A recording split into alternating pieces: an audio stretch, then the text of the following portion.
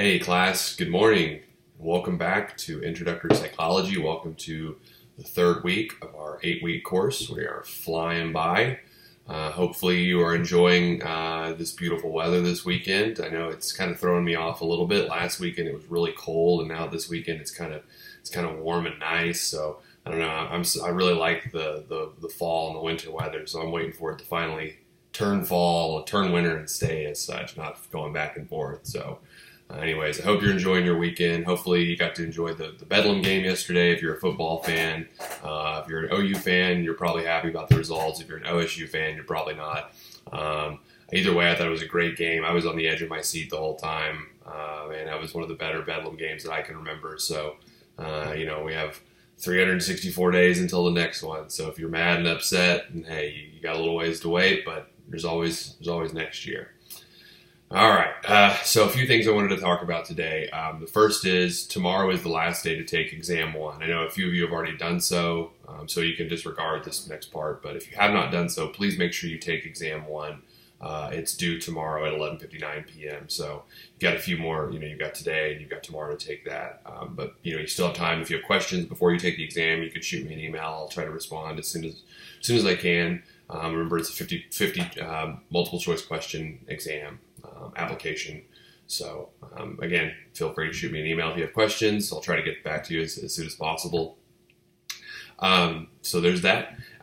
Second week of postings were great. The only thing I'm noticing is that I'm still seeing some people not getting their posts in on a timely manner. Remember, the requirement is that you get your initial post in at least your initial post in at least by Wednesday and start responding to others throughout the week. I'm still noticing some people are kind of waiting until maybe a Thursday or Friday, and that's fine. You still earn credit, but the timeliness kind of helps that conversation flow a little bit better. So please make sure that you are aware of the discussion post etiquette that I posted, I think, on week 1. So check that out if you have some questions. This week, once you have finished once you've taken exam 1, you'll be reading chapter 5 and chapter 6 this week. Chapter 5 is on the subject of learning, how organisms learn, specifically how human beings learn. And this one's kind of a tough chapter just because there's a lot of stuff going on. So initially, you're going to learn what learning is. You're going to be able to define what learning is. Afterwards, you're going to learn about the principles of classical conditioning, how to apply conditioning. You may have heard of Pavlov and his dog, the scientist who rang his bell, and the dog salivates. You may have heard that in pop psychology, but that's sort of the essential what classical conditioning is all about. It's the learning of involuntary behaviors. Then you'll be looking at principles and methods of operant conditioning and describing and applying operant conditioning. Operant conditioning is how we learn voluntary behaviors via rewards and punishment, and it's super easy to get confused with this section of the chapter when you start reading about negative and positive reinforcement. In psychology, I really can't stress this enough that positive just means addition, like in addition, like mathematics, and negative means subtraction. So your first instinct when you see negative reinforcement, you're going to think of, oh, that's bad, that's punishment. Well, it's not. Negative reinforcement is encouraging your behavior by removing something. Punishment is discouraging behavior. So when you're thinking about punishment versus reinforcement, keep that in mind. Reinforcement is encouraging behavior. Good job, keep going. Punishment is discouraging. So read chapter 5. That's a really big one. And please, if you have any questions, about that chapter, please let me know, because again, there's a lot of terms and definitions, and it's kind of easy to mix those up.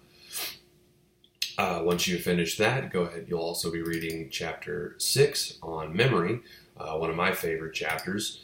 I think memory is a really fascinating topic in psychology. So you'll be defining what memory is, differentiating between the several different types of memory. You'll explain the process of memory, describe the functions of sensory memory, short-term and long-term. You'll look at how and why we forget. You'll also be looking at some of the biological aspects of memory. But also, I think a helpful tip when thinking about human memory is to remember that memory, it's helpful for me at least to think of memory as a verb, as this process, this thing we do. We are building memories from the ground up. We don't exactly remember things exactly as they are. It's not like we have a tape recorder in our mind that we press and things come out exactly as they were. We build it piece by piece, and sometimes we build it incorrectly. So make sure you read chapter 6. Chapter 6 is really important because this week I'm introducing our first written assignment. Instead of a discussion post, we're going to do a written assignment, sort of a reflection, an assignment where I'd like for you to watch a TED Talk that I posted for week 3 about false memories by Dr. Elizabeth Loftus. And essentially I want you to watch that TED Talk, and I've posted some questions that I'd like you to respond to, and about memory and about eyewitness testimony. So this week, instead of a discussion post, I'd like for you to complete the response paper 1 assignment that is posted to D2L. You have until next Monday to complete that. So essentially just watch the TED Talk that I've posted and respond to the questions. And also please make sure your paper is in the correct format that I have assigned. You can find those details on D2L. So this week, finish the exam 1.